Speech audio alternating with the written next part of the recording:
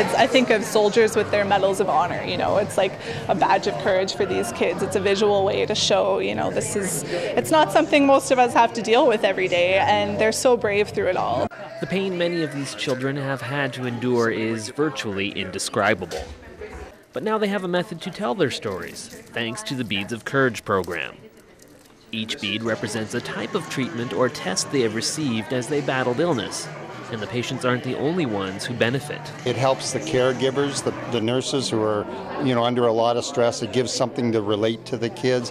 It gives something to the parents who can go through it, and it gives the kids something that they can go back into the community after they're done successful treatment, hopefully, and show a journey. It was Doug Gillespie's idea to bring Beads of Courage to Canada last year, after seeing a television show about the success of the program in the U.S.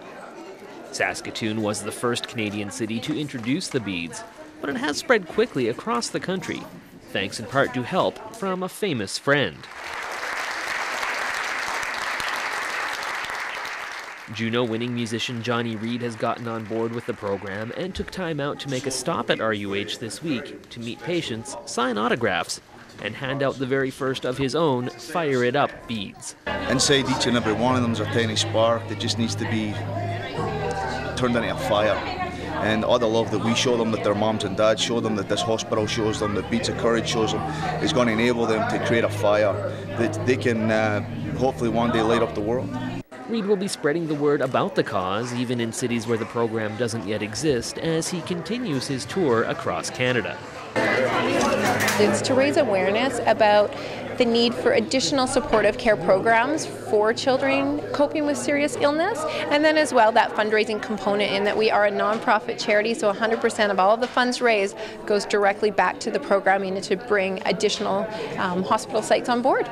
Within the participating hospitals, the program is administered by the healthcare professionals themselves, who say despite their hectic schedules, it's easy to find the time. It could be a full-time job for one person, but because the whole team, each person takes, 5 minutes out of their day, and it's an amazing 5 minutes. Like, who doesn't want to be able to bring a smile to these kids' faces? For Shaw TV, I'm Simon Hyatt.